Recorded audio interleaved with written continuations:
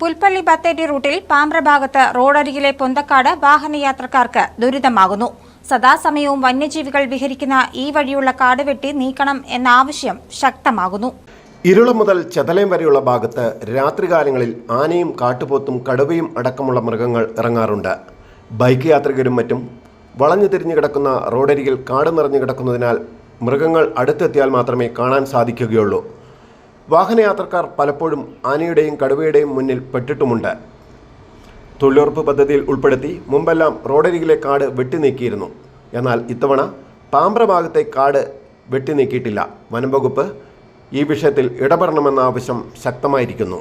ചൈലം കഴിഞ്ഞിട്ട് പോലവളം മുതൽ ഇള്ളം വരെയുള്ള ഭാഗമാണ് ഇപ്പോൾ കാട് മൂടി നിൽക്കുന്നത്. രണ്ട് സൈഡും അതൊന്ന് വെട്ടിക്കിട്ടിയാൽ ഇവിടെ ജനങ്ങൾക്ക് രക്ഷയായിരുന്നു. ഓട്ടോറിക്ഷക്കാരും സ്ത്രീകളൊക്കെ ഒരുപാട് സ്കൂട്ടറിലൊക്കെ പോകുന്നുണ്ട്. അവർക്കൊക്കെ ബുദ്ധിമുട്ടാണ്. അപ്പോൾ അതിനൊരു പരിഹാരം കണ്ടെത്തണമെന്നാണ് പറയാനുള്ളത്. സി ഡി ബാബു, മലനാട് ന്യൂസ്, പുൽപ്പള്ളി.